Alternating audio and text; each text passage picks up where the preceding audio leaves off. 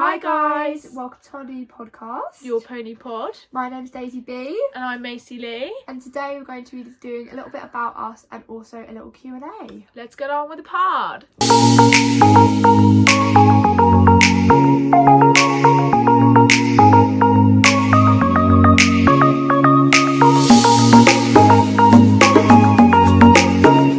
I'm Macy, I'm 15 turning 16 next month, and I have two horses. I have a Shetland who I rescued and a 15-2 Welsh Cross Persian who is 12 this month. We just focus on pretty much everything, bit of an all-rounder, bit of a fun time. Okay, and then I'm Daisy. I'm 17, I turn 18 this year, but not until the end of the year. I have a 15-hand Connemara pony who's just turned 7. Well, he turned 7 in January, so not really just, but anyway. Yes, we do a bit of everything together as well. We mainly focus on show jumping and showing, but at the moment we're sort of getting a bit away from showing because my horse doesn't like it. Yeah. So yeah. So, moving on to the Q&A, we've got plenty of questions people have asked us. Yes, lots of people asked things. So let's start. Okay, so first question, just put it out there. Macy's got no idea what question I'm going to say first. So this is bang straight. Okay, so if you could go back to your past and buy one horse which you've ridden, what would it be? What would it be? Who would it be? I owned a 148 Connemara BS pony, and he would jump the absolute world for me. So probably him. What about you? I've got two different ones. There was one that I used to ride at a riding school that I used to ride at, who was a proper heavyweight fluff cob, but again would literally jump the moon. He was so much fun. I loved him. And then also my first ever little lone pony that I had, he was a 12-2 Welsh B Palomino, who didn't really do a lot apart from piss off with me, but I'd have him as a field ornament because I loved him. So I'm picking the next question, and I have picked, if you could live and ride in any country in the world, where would it be? See, I'd love to live in Dubai and ride in Dubai because you've got all the dunes and stuff and the beaches. Yeah, that is true. All the Arabs that they ride, but they also have proper show jumpers out there as well. Yeah. But then it's really hot, and I get hot riding in the UK. So yeah, I think Dubai though, or Spain, somewhere Spanish. Yeah. Yeah. What about you? Mine would probably be either Miami, because all the show jumpers are there. Yeah, good point. Or South Africa, because I see all these influencers go on these holidays to South Africa and they all look so good. Yeah. So yeah. Okay, so the next question is, if you could ride with any trainer in the world aside from your current trainer, who would it be? Oh, this is really hard, because I love my trainer. Shout out to you, Amberly. Probably Lucinda Fredericks. Because I just feel she's so... I was going to say Frederick. She's so, honest and just... then... Is that? Yeah. Yeah. For me, I saw a video the other day of Demir riding with John Whittaker. Yeah. And that actually made me want to ride with John Whittaker. I'd love to have a lesson with John Whittaker. Or the Fredericks again, Ellie or Lucinda. Or any of the Whittakers. Or any of the Whittakers at this point. Hit us up. But I'd also, I know she's not a trainer, but I'd love to have a lesson with Megan Elphick. 100%. Just because I feel she's such a nice girl, and she'd yeah, she's so helped sweet. me out so much. I swear hers are all collies. Are they? They're not collies, are they? Yeah. Yeah. German deer. Oh. Don't come for us if we're wrong. Okay, so this is a bit of a deep one. Okay. But have you ever thought about quitting horses? Yeah, 100%. 100%. I think when I pretty much first started out, I'd probably been riding for about a year, and for some reason I hadn't fallen off yet in a whole year of riding, and then within a week and a half I fell off twice. Once at riding school on a pony that it was too much horse for me, but I loved it because I'd ridden it for the last 3 weeks I thought I was a really cool rider, even though I wasn't very good at all. We all have that dream. And bless it wasn't the pony's fault. I mean, it spooked and I just slipped off the side. And then it wasn't too bad. And I thought, oh, okay, that's what it feels like to fall off. Not the end of the world. And then back to my little Welsh bee, he threw me off into a tree stump. Oh. And I landed on my hip. And I had to go to hospital because we thought I'd broken my back on my hip. And they did all scans and everything. Turned out I hadn't. However, well, they thought I hadn't. And then I was at school the next day. My mum called me and she went, I'm coming to pick you up now. We've got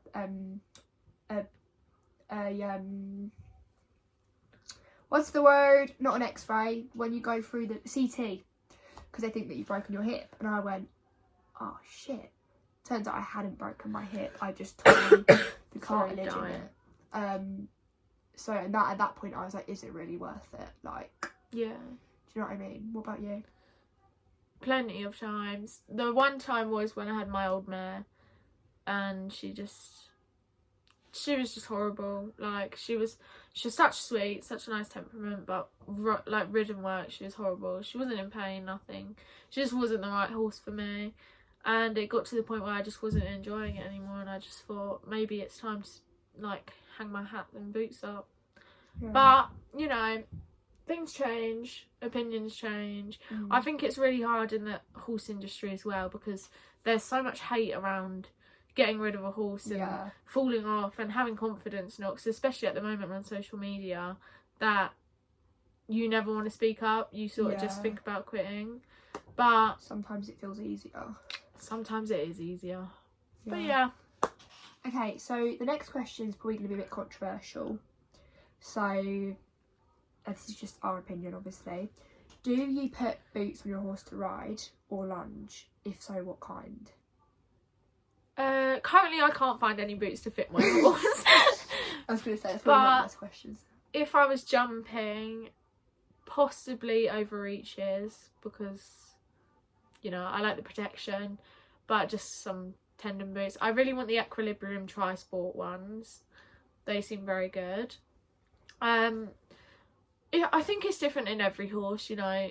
If your horse is smart with their legs and, you know, they don't whack them together all the time, or you know your horse is, I think you it know, depends on the safe. breed as well. Exactly, you know. Some people can have top show jumpers and still want to wear boots, or some people can have a top show jumper and not want to wear boots. It's just your personal preference, I feel like. Yeah, I think for me, when I first got Kit, I used to jump in boots because I didn't know him very well and I wasn't sure what his leg situation was going to be like. But then the longer I've had him, I don't really wear them anymore. I'll wear them to lunge sometimes. To be honest, it's probably all I can be asked to put them on. Sounds really bad, but he doesn't need them. I think boots is a very controversial topic because some people say, oh, you have to wear boots to lunge or you have to wear boots to jump. But I think it really does depend on the horse and personal preference. Sometimes my horse will wear boots to jump. Like, we're going to an arena hire tomorrow and I'll probably put boots on him. But then I'll go out another week and went to a show the other week and I didn't wear boots. So I think it just depends on the day really and how the horse is feeling. Exactly that. So my question that I've picked is, do you think everyone should wear hats? Okay, I think especially recently on social media it's been a very controversial, sort of argumentative topic. I think at the end of the day my statement would be, if you want to wear a hat, well no, you should wear a hat, but if you don't want to, then that's completely up to you. However, personal opinion, I don't think my mum would ever let me not ride without a hat. Also, personally I wouldn't want to, because at the end of the day, I trust my horse 99.9% of the time, but that you can't trust your horse 100%. I think people think they can, but I don't think the word like a bomb-proof horse is not so. There's no such thing. No. Like, at the end of the day, if your horse does something and is scared of something, at the end of the day they're animals and they're fight or flight, and most of the time they just bugger off. So actually, personally, if I'm riding, then yes, I'd wear a hat. The only time I've not worn a hat was for a photo shoot that I did, but I was only walking. I think if you do anything more than walking, or you're in a situation where your horse could spook at something, or you're on hard ground or something like that, then probably not then I would personally wear a hat 100%. I agree with the whole social media thing. I think it's very controversial. There's been a lot of hate on many influencers about not wearing a hat, whatever. It's not cool not to wear a hat. Like, I don't find it cool at all if you don't wear a hat. Like, you know, you could post anything you want not wearing a hat, but at the end of the day, they're animals, as Daisy says. They're unpredictable. You know, my horse is bomb-proof as anything, but I put a nose net on him the other day and he's pissed off at me.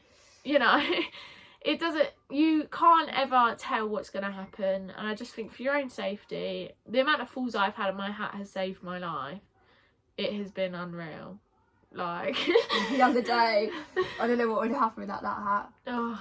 But yeah, I think like Macy said, I wouldn't look at a video and be like, oh, you're cool because you're not wearing a hat. I'd be like, it's stupid, but at the end of the day, it's up to you. But like I said, like if I had a shoot with my old horse, I had a shoot in my prom dress, and obviously I didn't wear my hat for that, but I wasn't cantering around or anything. I just think if you're gonna do it, I wouldn't post about it personally either. Yeah. I don't think that's something that you should be proud of. However, each to their own, but I'd much rather wear a hat, look a little bit less fashionable, and if I was to fall off, save my life, and also save that imagine we fell off, and because you weren't wearing a hat, you could never ride again, or you got killed. Exactly. Like, I think that'd be even worse, like falling off without a hat and being told you could never ride again. But if you had that hat on, you could ride again, so what's the point of risking it? There is 0 point. Yeah, so that's my opinion on that. Anyway, to the next question. The next question sort of follows on from the hat, and it's, do you ride with a back protector? Personally, I have the 2018 one, which is like the big champion sort of zip up cross country one, and I have an aero wear. At shows I always put back protector on. Never know how your horse is gonna act, but at home, riding wise, I feel safe enough on my horse. I have enough trust with my horse, but I do think they are very smart things. They do protect you a lot. Like, I have been kicked in the back plenty of times, and if I didn't have my back protector on, it would have hurt a lot more. Yeah. But as we say with the hats, it's personal preference. You know, I find that if I ride in a big back protector, body protector, that my riding goes completely nuts and I can't ride. But it's comfortable. Forgot how to speak. Not wearing one for me. But then if I'm hacking, or if I'm show jumping, or if I'm competing, eventing, whatever, I always wear one.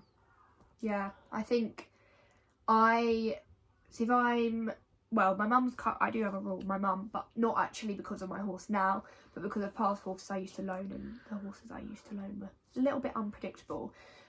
So when I was a lot younger, I was always, not a lot younger, but when I first started riding, I had like a big champion body protector. And then about 3 years ago, I finally got convinced my mum to let me go down to like the Shadow Charles Owen one. And if I'm jumping, like proper jumping, if I'm just doing like raised poles and stuff, I won't wear it. But if I'm jumping, even at home, I will always wear one. Just because unfortunately Kit is a little bit unpredictable still, where he's young. He does throw in some shapes. He loves a good buck. He loves everything like that. But if I'm just schooling, I won't. I also wear one out hacking because, again, it's more unpredictable, and Hard if you ground. fall on concrete without one on. And again, I think it's a case of making that decision of, is it worth the risk for what you're doing on that day? Exactly. Like, I'm not gonna, well, touch wood, I'm not gonna go flying off just trotting around or schooling. However, jumping is a bit different. And again, shows, I would always wear my little one. But cross country, obviously, rules are rules, and I do agree with those rules, I think, Yeah, 100%. because they're solid. And if you were to land on one of those fences on your back, you would break your back without one. Well, not always, but you could. Yeah. So I do wear my big one for that. But yeah. So my next question that I've picked is, very controversial, but it's black or brown tack. Well, you know my answer to this. Our answers are very different to this question, and we fight about it all the time. We do. Not fight, but just like We yeah. don't fight. Just banter. Banter! But personally, I will say, before I got Kit, I was a black girl tack. But since I got Kit and the Connie and the showing and that sort of thing, I've changed to brown. Like, I now have brown, when I go out competing, I have brown boots. I actually just bought a new pair of boots that are also brown for just schooling and at home. Ariat, of course. Posh. Shout out to Ariat. And Kit is currently in although he was originally in a black bridle and a brown saddle. However, he's now in a brown bridle, brown saddle and black girth, which I need to change. But yeah, personal preference, brown. I think again it depends on the horse and what discipline that you're doing. So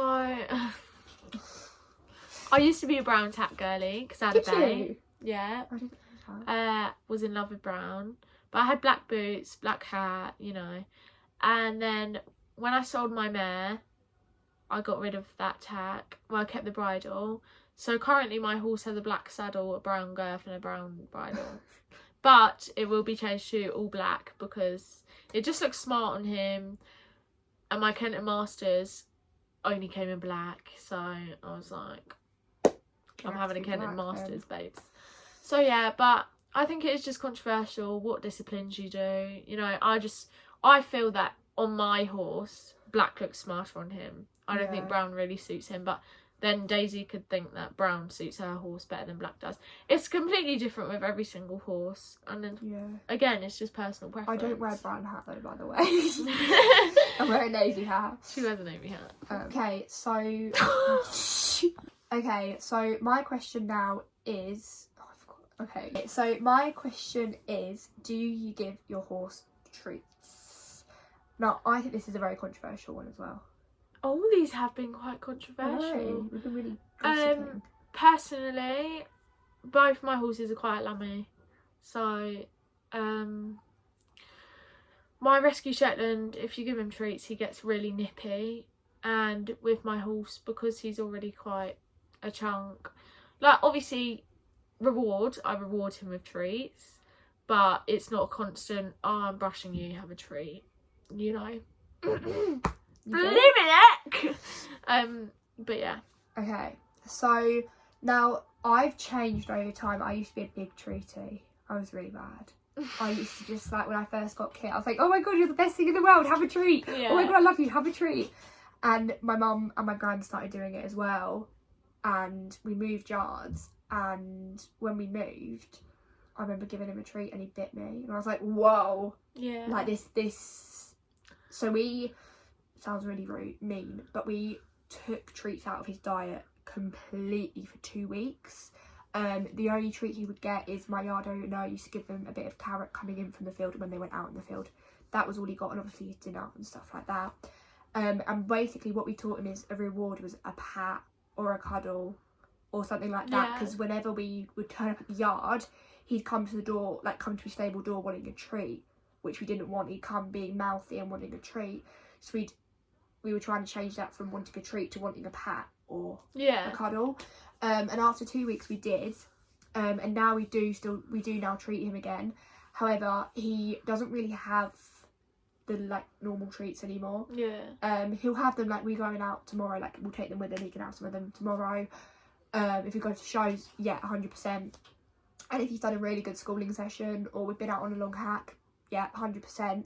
However, now the only really thing that I give him on a pretty much, not daily, but every day I ride, so 3-4 days a week, is a carrot to do stretches. So it's not just have a carrot, it's have a carrot to do stretches. So he respects that's what it's for. But he will now get the odd treat. But I just think the relationship between you and your horse shouldn't be all treats food, and all about like food orientated. It should be about like personal relationship. 100%. So thank you guys so much for watching. We really hope you enjoyed that, or listening if you're listening. This is obviously our first one, so we won't forever be in Macy's bedroom on her bed. And we will have mics. And we will have mics. We did try, but they didn't want to work. But we're going to have get proper mics, and we're going to set up a little thing in the end of either one of our gardens to do it in properly. And we'll try and get guests in for you guys. Potentially in the future, yeah. fingers crossed. So hit us up if you want to be a guest. We'd love to either speak to you through like a phone call during the podcast or even meet you in person. And yeah, have you got anything else to say? Have I done it all? Make sure to follow us on socials. Yeah. Instagram, TikTok, YouTube, of course. Yeah. And just thanks for listening, watching, whatever you've been doing. I hope you found this interesting. We do talk a lot, so yeah. We thought we'd finish it here. We will in the future do another Q&A. Yeah, 100%. I feel like we've sort of probably tired them out listening now. This is just good for like a starting video. We don't want to do, but stay tuned for some gossip. Yeah. Thanks for watching, guys. Thank you. Bye.